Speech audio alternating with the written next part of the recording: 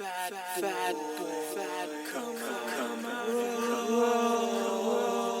know we had to do a podcast, right?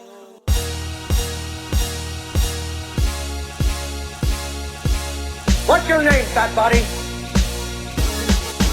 Of course you were looking food. What the hell? I'm not fat. I'm big boned. I'm gonna eat it. You owe me for one jelly donut! Fat motherfucker. Listen to it. My wife said no one's gonna listen to us. I've got bigger titties than you do! Bullshit, because nobody fucking had geese back at that point for a bigger guy. I'm not everyone's cup of tea, but I might be somebody's shot of whiskey. You can't think about, hey, I need to lose 100 pounds, and think about winning that day. Fucking, I want a cheeseburger and a milkshake. Welcome to episode 30 of the Fat Boy Jiu-Jitsu podcast.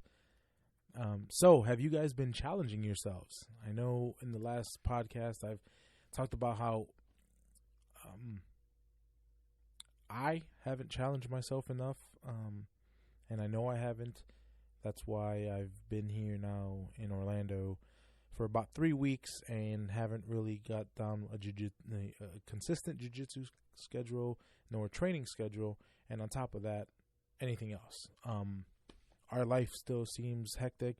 It's funny because as of right now, we feel more hectic than when I was driving every week to Orlando from Fort Myers and vice versa, you know, there and back, and going on the weekends. It feels so much more hectic now, even though we're here, we've arrived.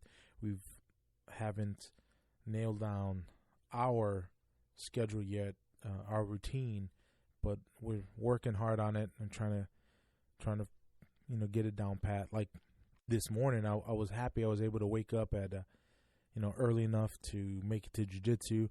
However, I didn't make it on jiu-jitsu on time per se. I was a couple minutes late, but I think that's the big part of it, is just getting down the waking up schedule. I need to be better at it. That being said, I went ahead and, if you've seen my post on Instagram about it, I signed up for the CrossFit Open for 2018. Now, there's no way in hell that I think that I'm going any further than the first workout. Because then the second workout, I'll probably end up having to do scaled, and third and vice versa, or so on. I mean, and that's fine. I'm doing it because, first of all, the CrossFit family, man, that we have at Tough as Nails is amazing. They're all amazing people. That community, man, that I don't know. I hear horror stories about some CrossFit gyms and how it's very judgmental and they're not happy. But from the most part, from what I see and from like the people I meet, they love their box. You know, they love their CrossFit gyms. They love where they go train. They love the people they train with. And that's the kind of community we have where, you know, in over here at Tough as Nails. So, you know, part of the community is, you know, you kind of mingle with people, right? And in that community, it's just like jiu-jitsu when you do tournaments and stuff. So this is their tournament. I did it back in 2015, and I believe at the end of the 5th week, I was in the 73,999 probably place, right? So almost damn near 74,000th out of 106 or 112,000 people. So, wasn't the greatest show up, but I want to first of all see if I'm hoping that Juan of 2018 who's lost 120 something pounds is way better than Juan, who's been working out every day or every morning and weighs 370 pounds. We shall see. I am a little nervous because, like I said, I haven't kept up a training regimen at all. My cardio is probably shit. I know it is. I haven't rode in well over a month and a half. And I think I can count on my hand the amount of times I've been to jiu-jitsu in the last month and a half. So that's not a good sign. But I want to see what I can do. So if you have the means to do it, to sign up, I'm going to do it just because I want to keep on tracking. I think it's cool. I'm a nerd. I want to have numbers to go by and be like, I did this, I was able to do that. Especially if they repeat any of the workouts from, the 15-point series, from the 2015 series. So we'll see. But if you have the means to sign up and do it too, that'd be awesome. That'd be cool. I'm not telling you to give Reebok $20. Okay. If you don't have it, you don't have it. The workout's going to be posted anyways. That Thursday or tomorrow, really, and you can do them. So what if you're not ranked or whatever? I'm doing that because I want to do that. You can still do the workout if you so choose, but I think that'd be kind of cool. See what what you can do. I'm half crazy, so I know that I'm definitely gonna try to do better than I did in 2015, and I hope I really can. Well, I'm not that I hope. I'm definitely going to do everything I can to do better than I did in 2015. So, after our last podcast, I went to Universal Studios with the family. My wife's brother was in town visiting, so he hadn't been in a while. I had just got hooked up with some tickets.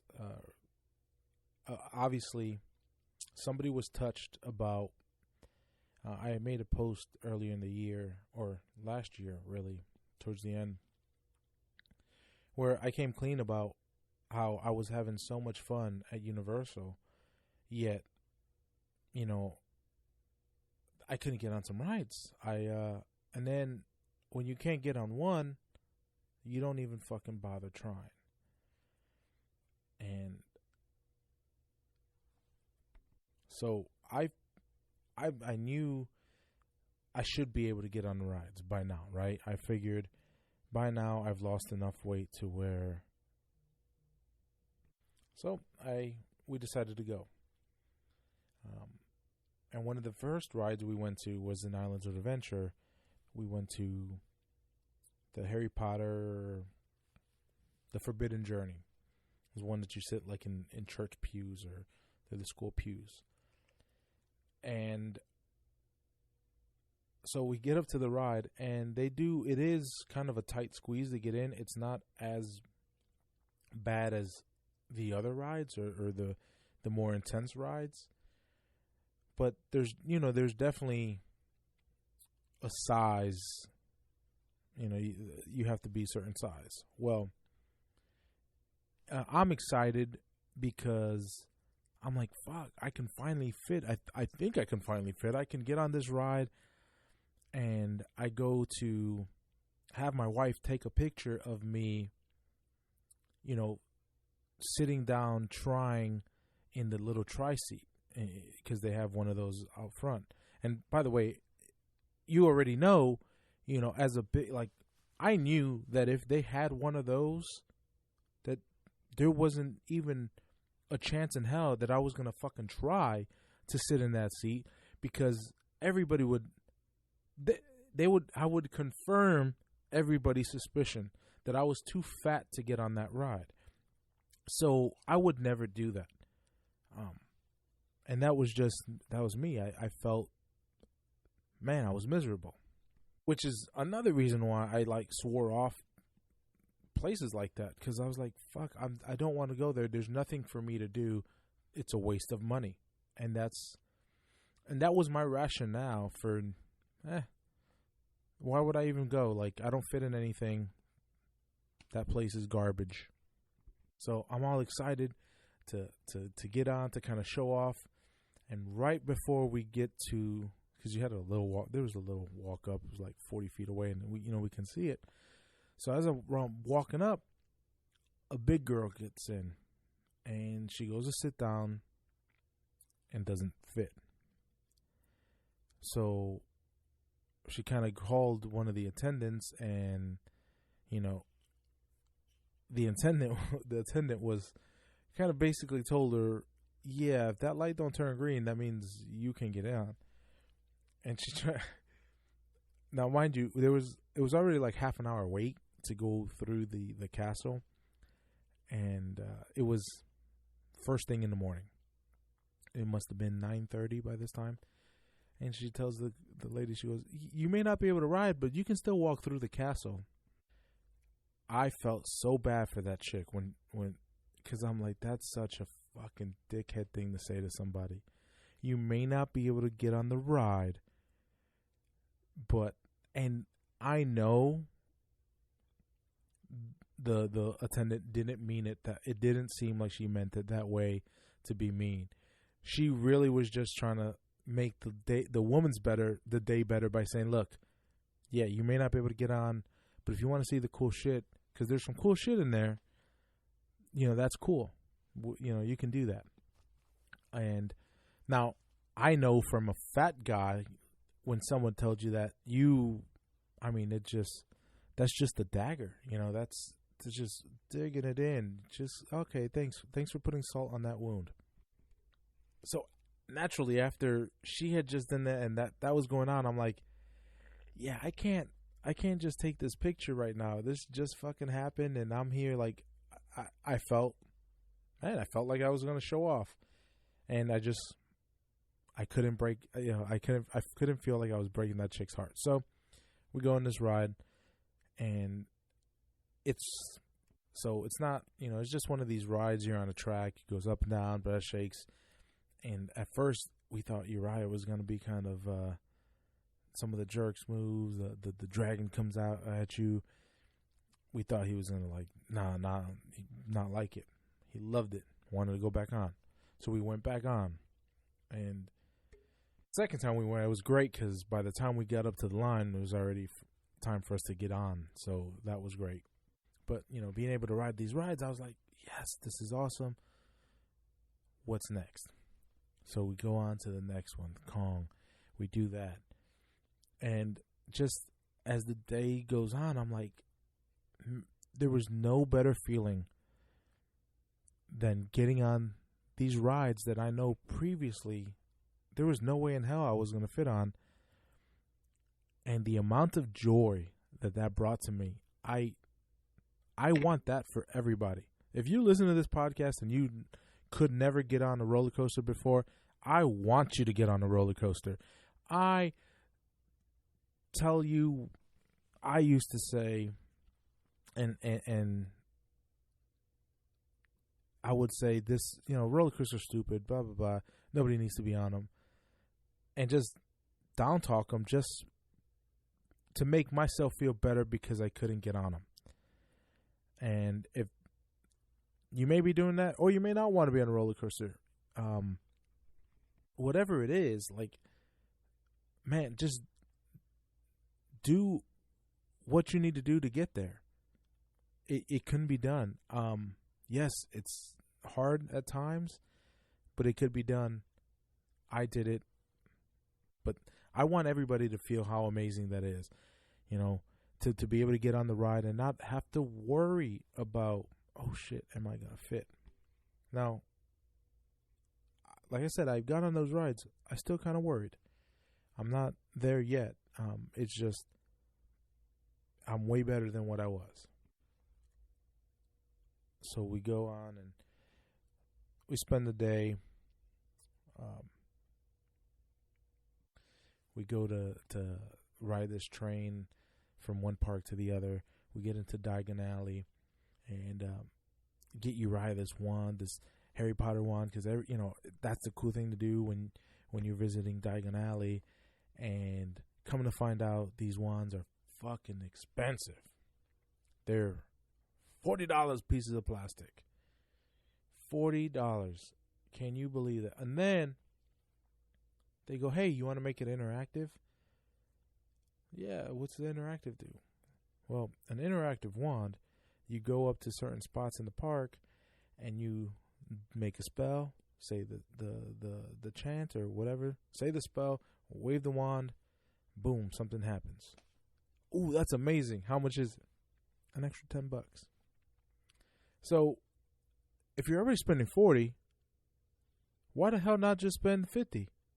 Why would you spend $40 on something that doesn't do anything when you can just for $10 more? So that's how they get you. It's at $10. So after we buy his wand, we go to Escape for Gringotts, the Harry Potter ride that I went to at the end of 2015 with my best friend Jim Allers, one of my friends from high school, and her friend. They came down on vacation, and actually we met another one of my friends from high school. He was just so happened to be at Universal Studios that day too. So we all met. We go to Escape for Gringotts. Uriah was 5 years old, going on 6. So he was just tall enough at that point to get on the ride. And we wait for about 2 hours in this ride. We get up and they tell me, not that they tell me, I try to get in the seat. I try to put down the lap bar. Lap bar wouldn't go down. Hey, fatty, these other two guys want to, and it was, my nephew was with us too. My nephew and Jim want to ride. You're kind of impeding this process here. Well, luckily, Uriah had, as we were walking on the platform, I got to go pee. So I kind of took my son off the platform and we walked off. And he said, oh, can we come back? And I go, no, because we're going to have to wait in that line again. So I'm a piece of shit because I made my son feel like he was the reason we couldn't get on the ride because we needed to go take him to the bathroom. So there's nothing better that I could have experienced when getting on this ride with him, And it was great. And it kind of helped redeem what I did. I mean, it's still inexcusable what I did. I'm a piece of shit for even if he felt that the reason we didn't never get on that ride when he was that age was because he had to go pee. And now, while it is true that the last time we went to ride that ride, he needed to go to the bathroom, the real reason we didn't get on that ride was because I was too big. And for the simple fact that I've ever let my son believe that he was the reason we didn't ride that ride, I'm kind of a piece of shit. So we get up to the ride and I can actually tell him, no, it's because I couldn't fit in the ride, but we needed to go to the bathroom too. So he was like, oh, made sense for him. We're walking by the seat checker, and my wife goes, hey, you want to check? And I'm like, no, let's let it ride. And I should have probably checked, but decided to let it ride. We already went on the one Harry Potter. I said, oh, I'm good. We go. We check out all the cool shit they got there, right? Get on the ride. I fit. We all fit. The guy, I have the attendant. I go, listen, man. I go, I think I'm going to fit. if this bar closes, can you take a picture of us? Because the last time I was here, I couldn't fit on the ride and I got sent home. He goes, yeah, man, I'll take a picture. So I got a picture. I'll post that later. I had a shitting grin on my face because I was just ecstatic, over the moon. That's another ride. Uriah loved it. And I'm so happy that I was able to go back. Like, I'm joking, but I'm serious when I say that I'm sort of a piece of shit for ever letting him believe that, he was the reason why we didn't get on that ride. But the one positive I will say about this,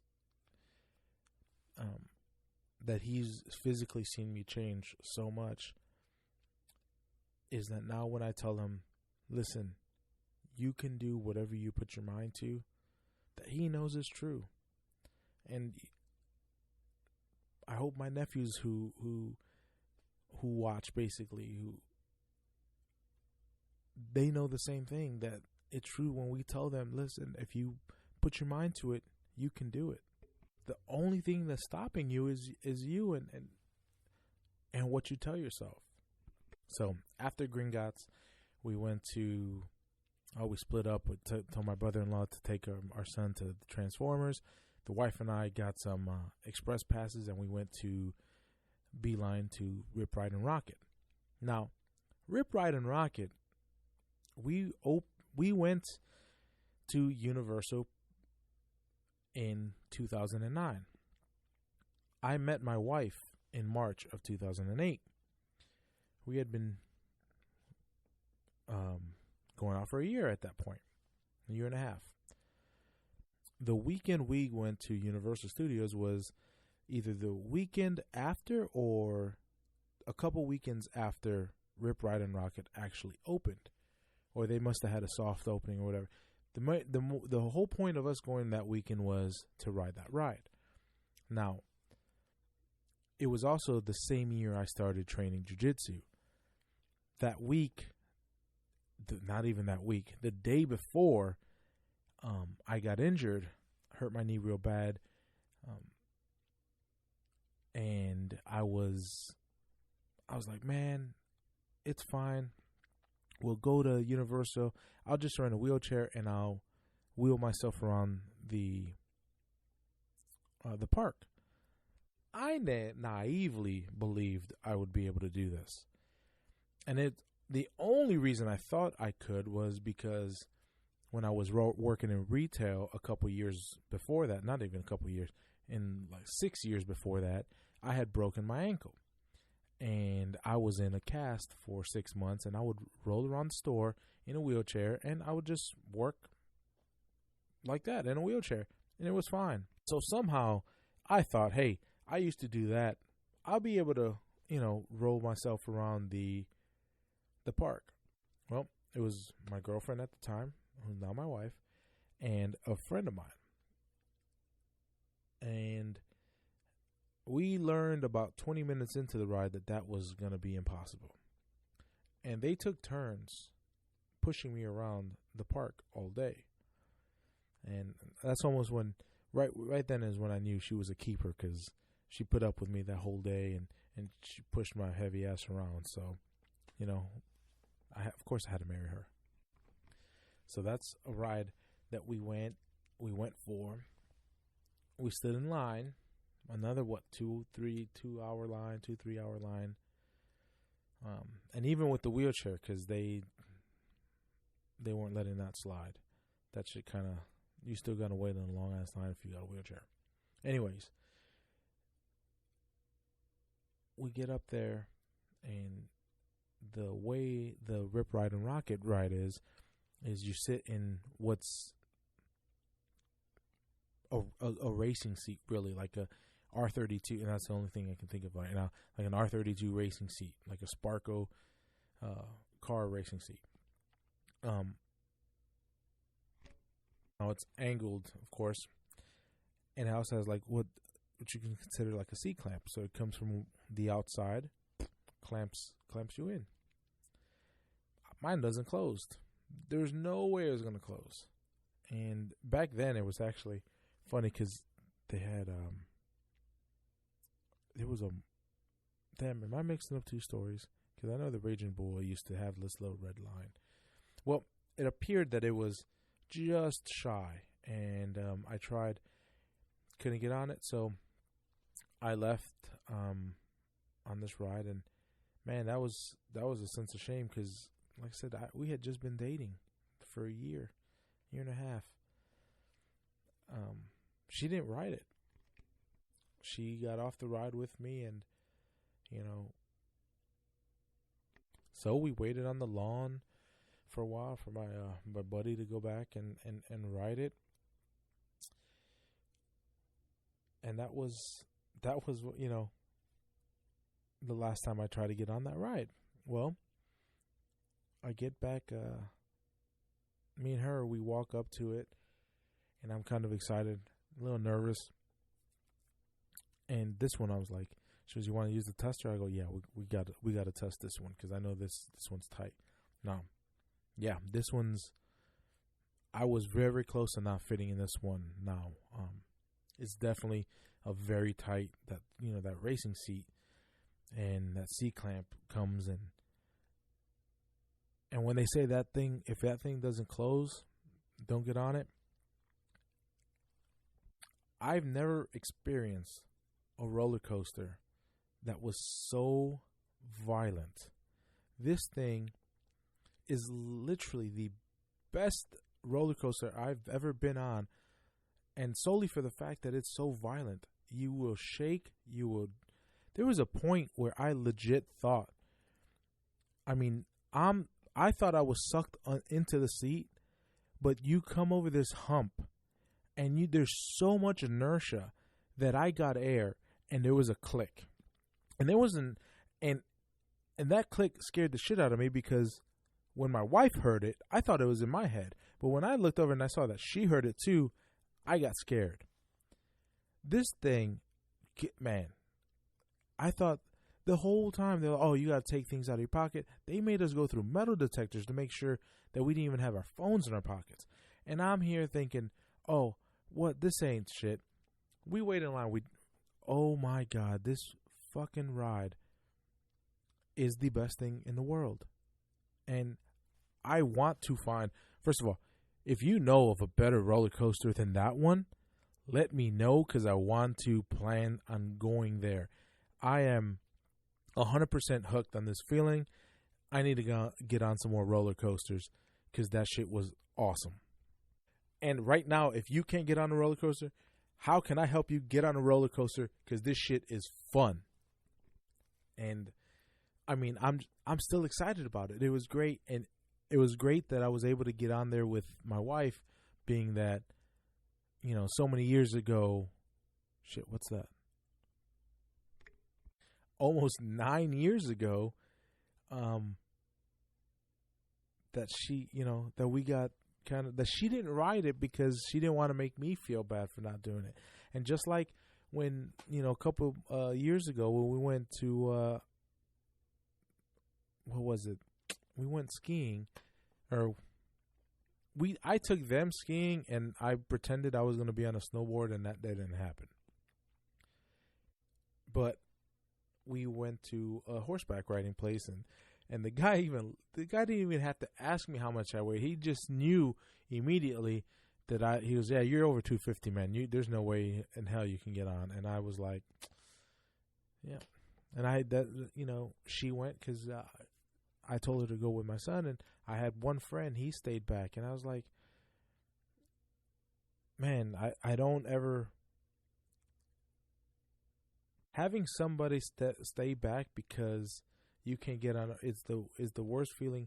And you think, like, I don't know about you, but me, when I had someone had to stay back because there was something that I couldn't do, I felt worse for the person who I made stay back to stay with me than he must have felt about me not being able to ride. And that's just how I felt about it. It almost made me feel worse about making somebody lose that experience than me gaining that experience, if that makes any sense. So, yep, riding roller coasters. I have a friend who they're so ecstatic of how much weight I've lost that they want to take me skydiving. And I don't know how, part of me wants to do this. The other part of me is scared shitless and I don't want to do it. Do you know somebody that skydives? What are their experiences? I have plenty of friends who've gone and they're still alive. I'm still scared shitless about attempting that or even thinking about the idea of me right now. My heart is beating harder thinking about jumping out of a perfectly useful airplane. Yet I want to do it, but it's probably not going to happen for a while. In the meantime, I'll be doing the CrossFit Open workouts, hitting up some more jiu-jitsu. I'm going to hit a real fast recipe for you guys. It's a keto chocolate mousse that I've made a couple times recently. Because simply I've needed something to make sure I didn't cheat or get off this keto train. So I take 4 ounces of cream cheese and 4 ounces of butter. You're probably better off using unsalted butter. I'm fucking a monster. I use salted butter. I set those out. You got to set those out for a couple hours before you're going to do this because it's you want it just to soften naturally. You don't want to put it in a microwave or anything. Just let it soften naturally. The cream cheese is probably going to take a lot longer than the butter, so you got to plan accordingly. I try to do like 3 hours and 2 hours ahead. But that's me. And even 2 hours, that butter sometimes still kind of hard. Anyways, so 4 ounces of cream cheese, 4 ounces of butter, set them aside. Take them out. Now, when you're about to do the recipe, I do a cup and a half of heavy cream in a bowl, get a mixer, and I start mixing it. And what you're trying to do is make heavy whipped cream out of the heavy cream. That's going to take a little bit. Once it starts getting hard, once the consistency starts getting thicker, I squeeze in about 2 or 3 drops of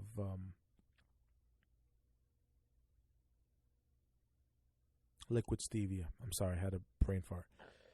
And now I continue mixing, stirring it, making sure I get a little bit of that sweetness everywhere.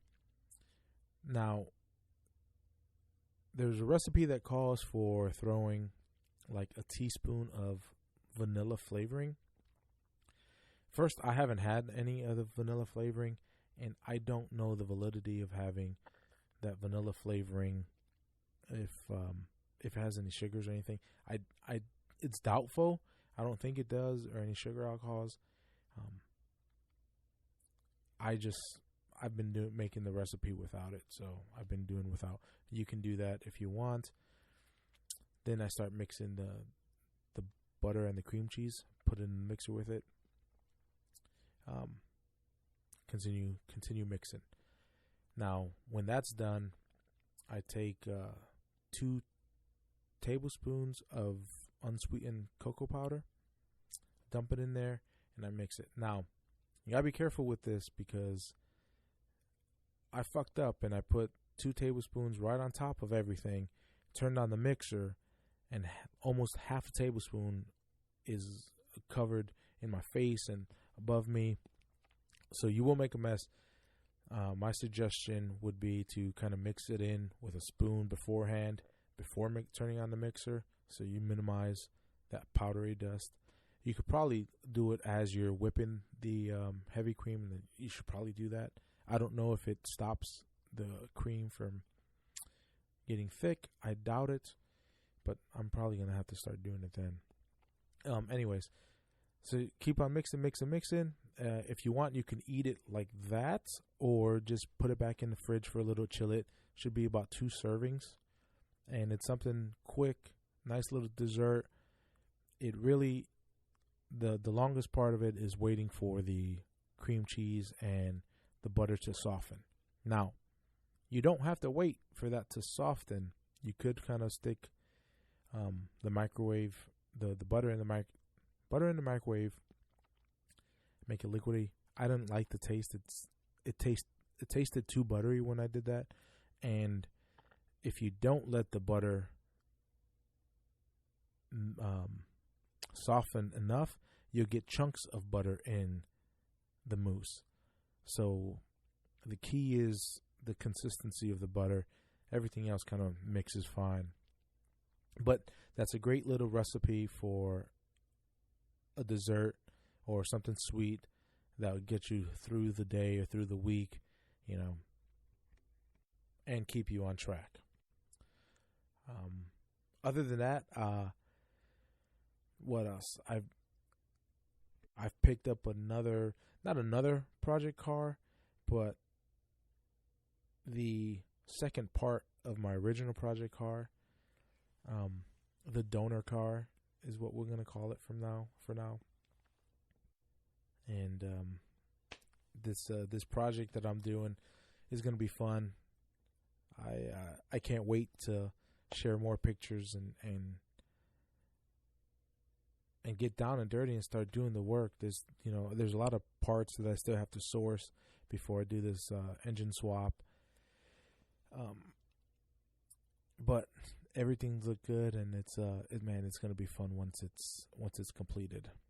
So that's the podcast, y'all. Thank you for listening. Be checking out for my results on 18.1 of the CrossFit Open. Like I said, if you guys want to do it, the workouts, head to your box or whatever. Don't do them at home. Like I said, you're going to be able to find out what the workouts are every Thursday. So have fun with it. I'll see you in the next podcast. Peace. Thank you for listening to the Fat Boy Podcast. Have a nice day.